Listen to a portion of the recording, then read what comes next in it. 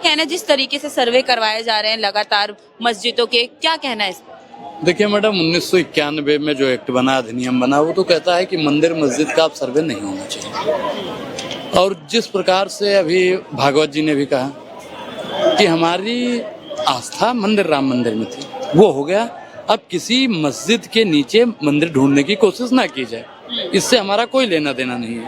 और एक चीज और बता दें मैडम कि बाबा राजनीति में अपनी जगह ढूंढ रहे हैं और जो भक्त हैं वो मस्जिद के नीचे अपनी मंदिर ढूंढ रहे हैं। आखिर मंदिर मस्जिद पर लड़ाई कब तक होती रहेगी? जिस देश को शिक्षा के लिए आगे बढ़ना चाहिए था, जिस देश को रोजगार को लेकर आगे बढ़ना था, जिस देश को महिला सशक्तिकरण के नाम पर आगे बढ़ना था, हम अपने मुद्दों से परे हो रहे हैं।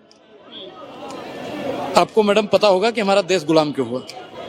पता है ना क्यों गुलाम हुआ था? फूट डालो। तो आज के समय पर फूट डाली जा रही है और देश की संपत्ति को लूट डाला जा रहा है। और लूटने के बाद में जब दो भाई को लड़ा देता है तो पड़ोसी बहुत खुश होता है। तो ऐसे हिंदू मुसलमान सिख ईसाई हम 4 भाई हैं और कुछ बाहरी आक्रांता उनको कह सकते हैं कि आके जो हमें फूट डाले और हमारी संपत्तियों, हमारी धरोहर को बहुत लूटा। क्यों भैया? और आज भी उसी के वंशावली, अंग्रेजों की वंशावली कुछ है जो हमारे देश में आज सामाजिक तत्व लाकर देश को लूटना चाहती है। हमें मंदिर मस्जिद और गुरुद्वारे और गिरजाघर पर लड़ना ही नहीं है। मैडम बताइए कि प्रधानमंत्री नरेंद्र मोदी जी विदेश में जाते हैं, कहते हैं बुद्ध के देश से हैं। मान लीजिए कि कहीं बुद्ध का ही कुछ निकल आया तो देंगे मठ बना देंगे, बुद्ध महाराज, बुद्ध भगवान के नाम से बना देंगे मंदिर, मनाएंगे। भाजपा तो खुलेआम बोल रही है कि अगर मंदिर है तो हमें पता लगवाना है, उसमें क्या परेशानी? सर्वे कीजिए, लेकिन मतलब ऊम धुड़ूम, और जैसे आप पत्रकार हैं तो आप पिस्तौल थोड़ी तानेंगी।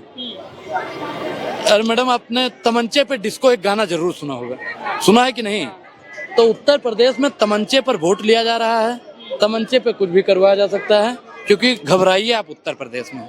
अच्छा, योगी जी तो कहते हैं कि दंगा खत्म हो गया जब से उनकी सरकार आ गई है, दंगई कांपते हैं। मैडम देखिए, अभी बहराइच की घटना की आग ठंडी नहीं हुई थी। गोपाल मिश्रा की मां से आप मिलिए, उसका कलेजा ठंडा नहीं हुआ था कि तब तक संभल की घटना संभली नहीं और 5 लोगों को निपटा दी।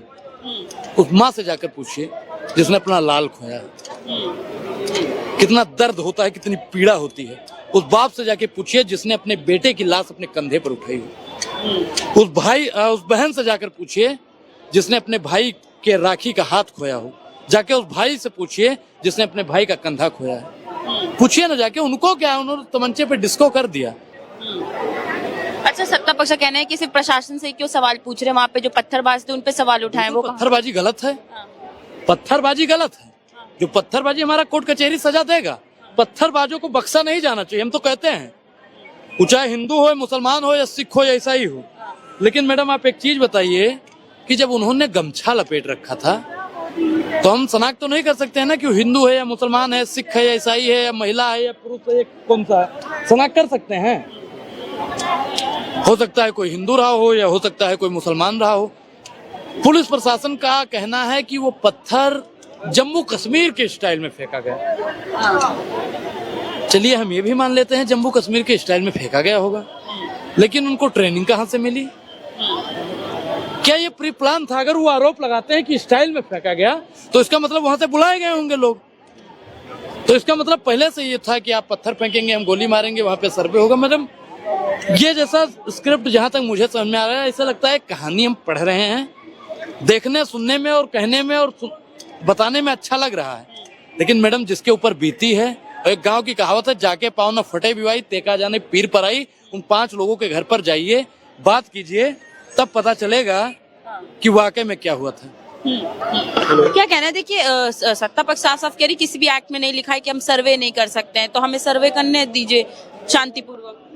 मैडम यही तो बता रहे हैं, सरकार जो है जब बेरोजगारी पे कुछ लगाम नहीं, रोजगार नया नहीं दे सकती, बेरोजगारी रोक नहीं सकती, महंगाई कम नहीं कर सकती, तो वो सर्वे ढूंढने ले जाएगी।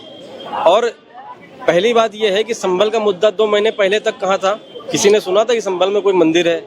अचानक से जगह, ठीक है, राम मंदिर पर कोर्ट का फैसला आया, हर देश के एक नागरिक ने उसका सम्मान किया, कोई दिक्कत नहीं हुई, पूरे देश में कानून व्यवस्था बिल्कुल बढ़िया थी, ठीक, सब कुछ सही से हो गया। अब फिर आप वाराणसी गए, फिर आप मथुरा चले गए, अब संभल गए, अब बदायूं भी फाइल होने जा रहा है केस, बदायूं में भी। अब मुझे लग रहा है दिल्ली का चुनाव आते आते हम जामा मस्जिद भी देखेंगे, हम लाल किला भी देखेंगे, हुमायूं टॉप, सफदरजंग सब खुदेगा, सबका सर्वे होगा। देखिएगा अभी बाढ़ आएगी, अब पब्लिसिटी के लिए भी कुछ लोग चले जाएंगे कोर्ट में कि चलो ये बहाने से पब्लिसिटी मिलेगी।